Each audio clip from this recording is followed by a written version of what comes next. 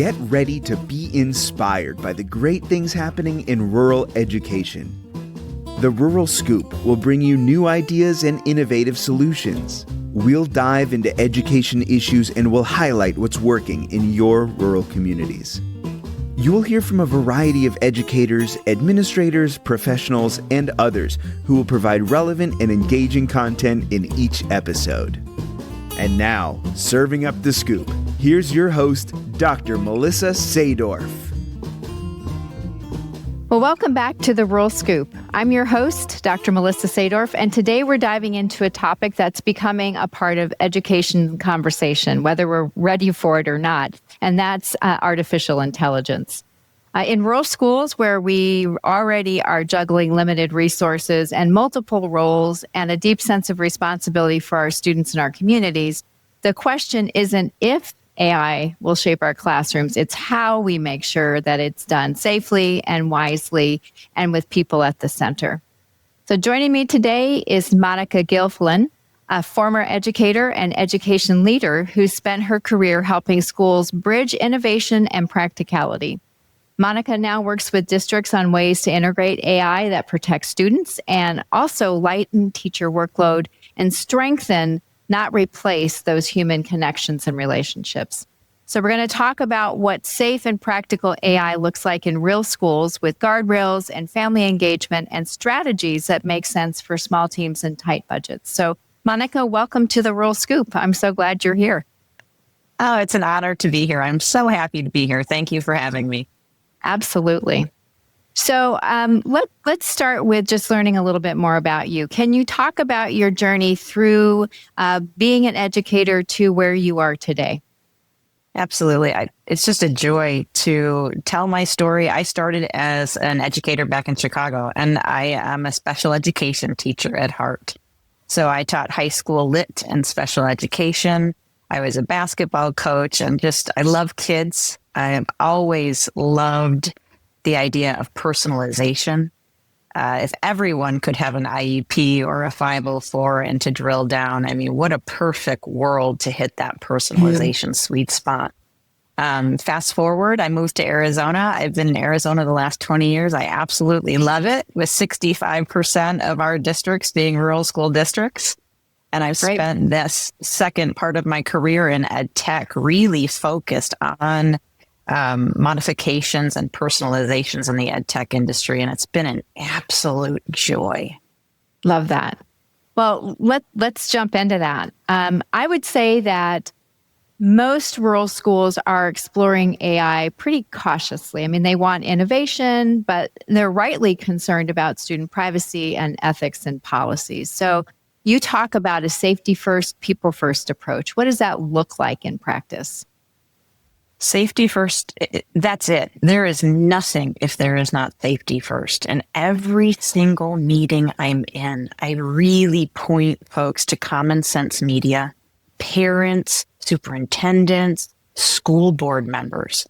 You have to make sure that the platform you choose and that you're operating on is safe.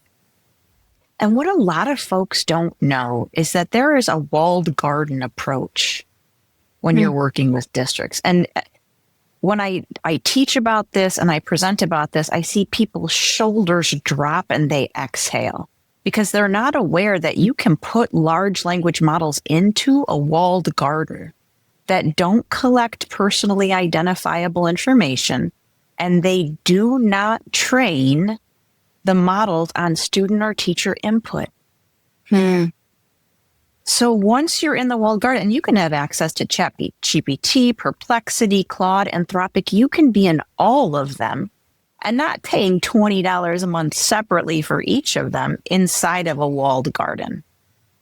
So Monica, you work closely with districts when they're setting up their first AI guidelines. And so can you talk a little bit about the practical guardrails or workflows that you've seen that actually reduce risk without adding that extra burden for teachers?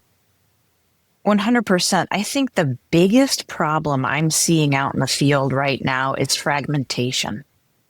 And I think a lot of folks don't realize they have people on so many different versions of so many different products. right? And I think that right there is the biggest safety issue. And when you rein it in and you make a district-wide decision, you have full visibility into everything that's happening in one safe system. So fragmentation is incredibly dangerous. So when you're looking at AI governance, what you want is safety and you want structure.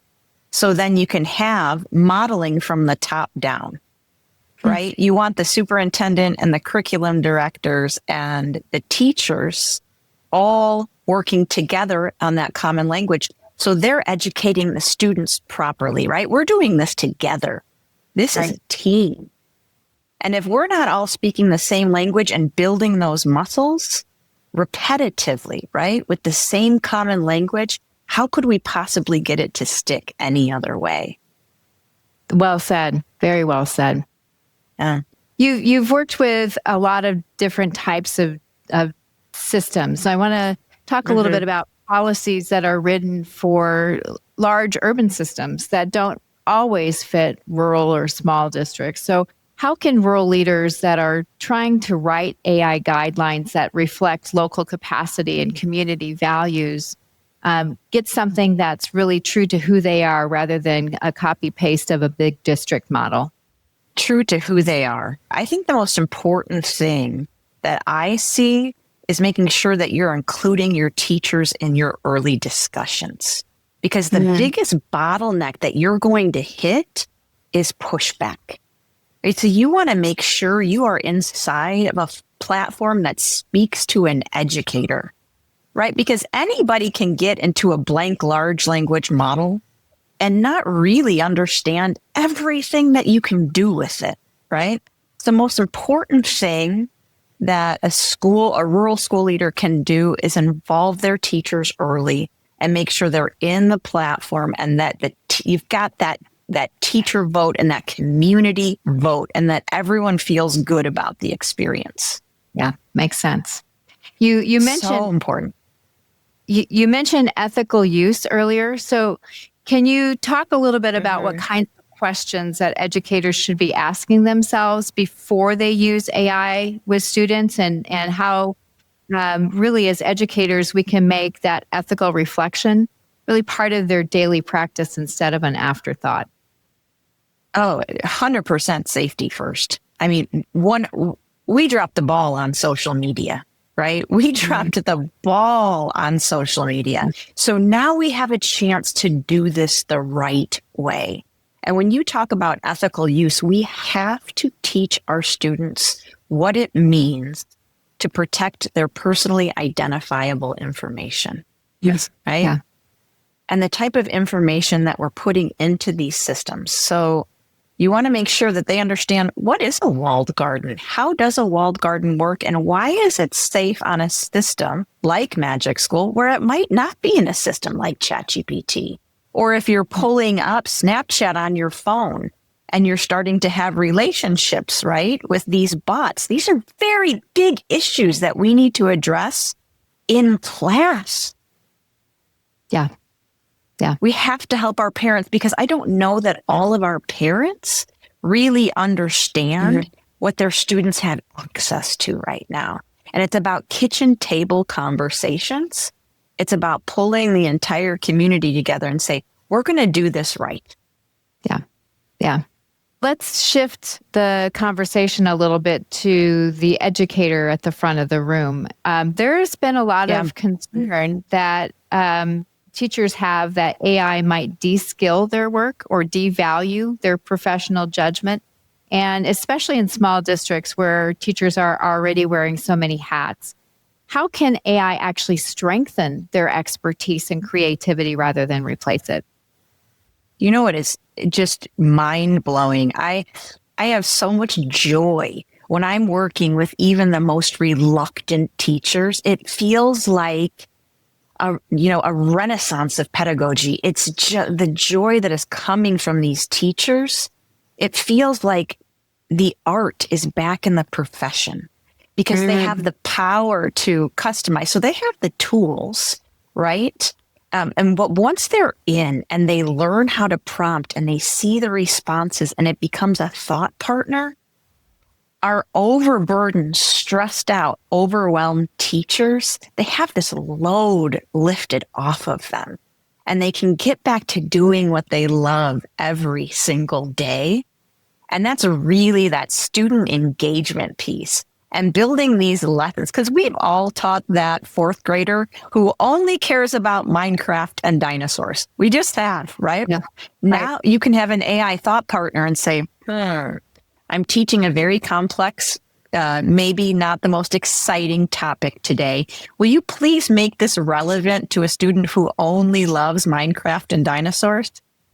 And you're able to customize, right? But still make sure it's aligned to state standards. Here is my rubric. These are my expectations. These are my learning outcomes. But you have a chance to really, I mean, you talk about student engagement. We know how important that is. We have to make school relevant for our students. And once the teachers see this and they see it live and they try it, I mean, they're just on fire. That's fantastic. Have you seen teachers use AI as a partner around things like communicating with families or other ways that maybe aren't related necessarily to differentiated instruction?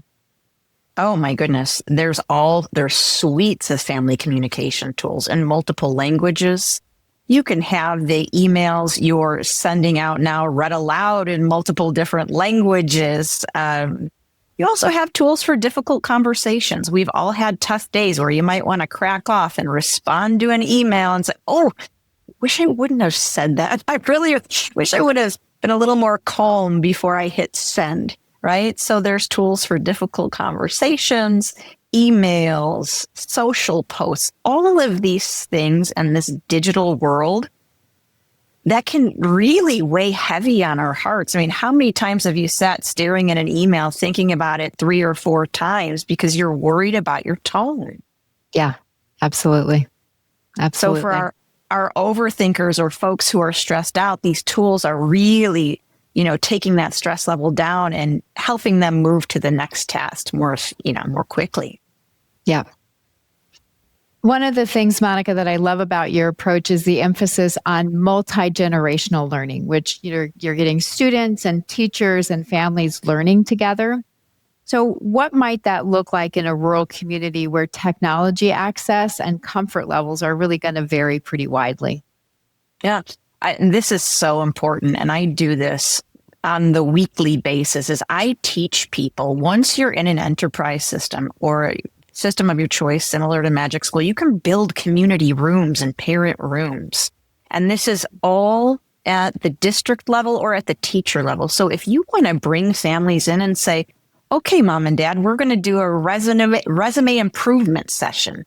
And now you have access to this. And today we're going to improve our resumes using AI. Or we're going to practice for our job interviews with this chatbot. We're going to get ready. We're going to load the questions. We're going to make sure it has its persona. And then we're going to do it together in a safe environment where your personal information is not collected. Right. Right. And I think that's the big piece, this big fragmented piece, and people worried about what they're giving up. I think once we're past that barrier, it just opens up so many doors. So can you share an example of a district that brought families into a conversation? Maybe it was a family literacy night that included AI, or maybe it was a student-led demonstration. And what that experience revealed about community trust and curiosity. Yes, absolutely. I immediately think of the Vail Unified School District and all that they have done to pull their families together from before even implementing or choosing a product. The families were there right by their side. Family engagement nights, family community, student access, and making that choice together. Saying, hey, we're not doing this alone, families. We're doing this as a team. We know that our students need to be workforce ready. And this is a key competency. So the question is not, will we change? It's will we lead? And they said, we will absolutely lead, and we will lead with safety. So the resources they were able to build, and feeding people always helps, right? Right? So we've got food, we've got community, right? And we've got time. And, making that space safe and making sure that everyone feels heard and that everyone's welcome, they were able to come up with some phenomenal family nights and policies and use cases. And it's just an example of when you're not fragmented and you're speaking that same language, what you're able to do. Sure. If there are any rural leaders that are listening and are interested in stepping into this scary world of AI, what are those simple first steps that could help them start those conversations at the local level, even when there's limited bandwidth or there's tech access issues? Right. And the question was, with limited bandwidth, how do you get that family conversation kicked off? Yep. Yeah, I would number one start with, your local parents, your community night. Right. I mean, you could even use AI and say, hey, help me pull a plan together. Let's take a look. Right. Your persona, you're the superintendent of a rural school district. You only have 3 months left before the end of the semester. How many nights do we have open? Right. What do my family's work schedules look like? When do we typically get the highest attendance? And let's get in there and let's build a custom tool specifically for you on how to launch this. Right. Yeah. Yep. Definitely. So rural schools are really masters of efficiency, and we're constantly stretching people and resources that we have available to us to meet all of the needs of the learners in our classrooms. So how can AI help us do more with less in a realistic and sustainable way? The number one thing that comes to my attention on a regular basis on this very specific topic is how many products these folks are using in rural schools and how you can condense that now with AI, right? There is no need to hop across multiple products when they can do it all in real time in one place and all of the tools work together. Yeah. Right? So you could say, I'm a third grade teacher. I'm teaching a unit on Arizona history. I need you to create free response questions, a lesson plan. I also need to take in consideration my students with IEPs and 504s. Please help me craft this unit. Yep. And they've got an immediate, right? And then translate it into multiple languages and have it read aloud. We've never been able to do these things before. Right? So we're streamlining all of these tools. We're taking all of this fragmentation. We're putting it into one place. And we're saving people time because they wear so many hats. They might be the business teacher, the guidance counselor, the bus driver. Yep. Right? And they could say, and also please remember, I am also the guidance counselor, the business teacher, and the bus driver. Right? Please help me. Right? Please help me get this all done in a 8-hour day, a 6-hour day. So, that tool fatigue that you're talking about, where you're just juggling too many apps and there's not a coherent plan. So how would you suggest that districts build that shared vision for AI use instead of that patchwork of tools? Where do they start? What do they need to be thinking about? I really think it starts in the procurement process, right? So when you are setting up your guidelines and you're talking about these AI muscle memories that you want to flex in this common language. So when you're in the procurement process and you're really looking at these tools, these enterprise tools that bring you together so you speak one common language, make sure you've got your budget next to you and say, how many tools does this replace? Because you really want to look at how am I going to save not only time, how am I going to save money? And we know in Arizona and in rural schools across the country, funding is a real problem, right? So if you can sit down and take a look at your budget and realize how many tools you're replacing with one, and then you have all the data and everything that you need in one place, it's a lifesaver. You've also talked about how short, sweet, ongoing professional learning that really fits into teachers' routines and schedules. Speaking of the many hats that they wear, there's a lot going on during their day. So what are those models that actually stick with their learning? Maybe it's peer coaching or micro learning or office hours. Can you talk a little bit about what's been successful? Yeah, it's different for everybody, right? Every learner is different. And I know this from days of special education to anytime learning. There's folks who love the personalized courses where they earn the certifications and they go. And then there's other folks that simply does not work for, right? They want to be in the room with everyone else. They want to learn in real time. So I think we have to provide multiple pathways. We 100% have to provide multiple pathways, but mostly we have to model and lead from the top and then sit down next to each other and share these tools and share these ideas on a regular basis.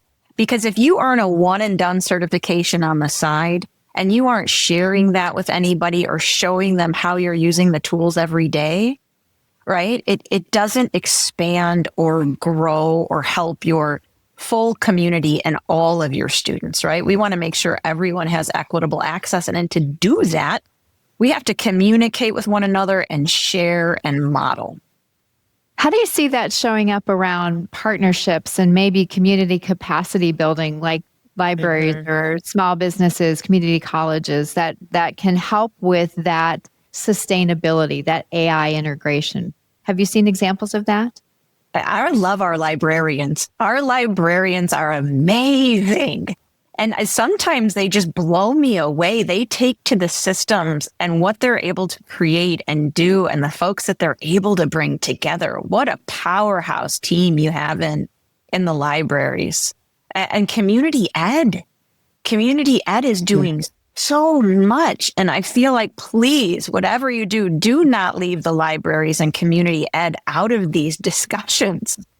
Because especially if you really want to speak that common language and you're in an enterprise tool where you're like, hey, please use this. You have access to this too. I think so many times we're siloed. But if we can step back and bring all of the players into the conversation early, wow. You talk about a powerhouse team. Yeah, definitely. Are you seeing examples of that as you've gone across the country and taken a look at what people are building? Yeah, absolutely. I think a lot in CTE. So now we see in our JTEDs in Arizona or our CTEDs in Arizona, we're seeing a lot of our CTED as leaders. Right? CTE is a very early entry point into K-12 artificial intelligence. And I'm noticing that the CTEDs are really taking the ball and running with it. And then districts are saying, oh, wow, the kids, the student officers are able to do so much in terms of their agenda planning and preparing for competitions. So they're getting in there early. And their district partners are saying, wow, the kids are coming back with some really powerful tools. What do we need to do to make this happen? So I would say the CTEDs here in Arizona, it's a big light. And there's so many wonderful things happening at Pima JTED. And they're going district to district and doing so many trainings. So I would say that's an example, of a beacon who's really is taken to this. And now they're sharing with everyone. And that's so important. We do a lot in terms of community calls and community building. So at least once a month, I've got all of my folks together and we're sharing tools because now we're past basic prompting, right? We're past safety. We're past academic integrity. Like now, how do we thrive? Yeah. How many more sessions do we go to on basic prompting, right? Because some of us are really quite past that. And that's a tough place to be in, right? Because there are folks who need prompting. So I think we're going to have to really, again, set those pathways because you don't want to hold back your high flyers either. Yeah, definitely agreed with that. So Monica, so much of the national conversation around AI focuses on what could go wrong. Yeah. And rightfully so. There's things to be concerned about. But from your perspective, what gives you hope about how AI might actually strengthen relationships or creativity or opportunity for rural students? It gives me so much deep hope. I wouldn't even be here if this didn't bring this such a deep hope and joy and possibility for all of our learners. I've heard a term coined, possibility literacy. So when we start to use AI safely as a thought partner, and we teach our students about metacognition, we want you to think about your own thinking. Yeah. And we have our educators next to our students speaking the same language. How did this tool change your thinking? What possibilities did you come up with that you never would have had you not had access to this tool? Yeah. And this thought partner? It's just as a species and where we're going as humanity, if we can use this in the right way, Yep. and we can Well said. get down to people's gifts. When you look at this moment, Monica, in education, and you've been in education for a long time, what's one piece of advice that you'd offer rural leaders that are trying to balance innovation with the sense of community that defines their schools right now? Relationships are everything. It's always about heart. It's always about love, right? If you start with relationships and you make it about safety and community and a shared language, and how do we do this together? And that's the best part of rural schools. It is the best because you're a family and you're going to roll up your sleeves and you're going to get the work done together and you're going to do it the right way. And it's okay if you disagree. It's okay to disagree. It's okay to have multiple entry points, right? Yeah. Yep. Get in there and do that work together, but it's all about relationships. And I think once you start to thrive and once you get past those early pieces and you really start to flex those muscles and work together, oh my goodness, is it fun? So a question that I ask all of my guests, Monica, and that is, what does the term rural advantage mean to you? What does the term rural advantage mean to me? I think that in a community of strong relationships where folks know one another, you have the ability to move quickly and make good strategic decisions without being weighed down, right? So there is a speed when it comes to that kind of trust and that kind of community where you can get down to brass tacks and say, okay, we need to make a decision and we want to do this the right way. There is power in rural schools and their ability to lead because of those relationships. So we love our rural schools. They're powerful. Yeah, no, they are, and innovative and creative, and I think long lasting. So I think that's a great answer. Yeah. I mean, it's all across the country. We work with, from the Midwest to New York to New Jersey to Texas to Arizona. I don't know if folks realize how many rural schools there are across the United States of America. Yeah. Yeah, right. And I'm seeing rural schools lead the way. And it makes me so proud to see that happening. Well, I think we both agree on that. Yes. So, Monica, I want to thank you for joining me on the Rural Scoop and for sharing such thoughtful insight into how AI can serve our students and our teachers and our community safely and well. So these are the kinds of conversations that matter most. Those are the ones that keep people, not programs, at the heart of learning. So thank you for joining me today. My absolute pleasure. Thank you for having me.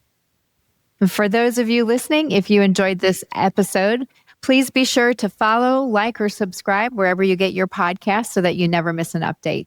You can also share this episode with a colleague or a community partner who's exploring AI in their own school. And remember, the Rural Advantage isn't about where we are, it's about who we are. We're connected, we're resilient, and we're leading together. As always, I'm Melissa Sadorf, and this is The Rural Scoop. We'll see you next time. Thanks so much for tuning in to The Rural Scoop. If you enjoyed this episode, be sure to rate, review, and subscribe. Your support helps us keep these important rural conversations going. And we'd love to hear from you, so feel free to leave a comment or share your thoughts. You can follow along and never miss a new release by subscribing on your favorite podcast platform or by following us on social. We're on YouTube at The Rural Scoop, Instagram at msadorf1, and X at msadorf03. The Rural Scoop is produced with support from Vela Educational Consultants. To learn more, visit velaconsultants.com. See you next time for more great discussions about rural education. And as always, keep leaning in to the Rural Advantage.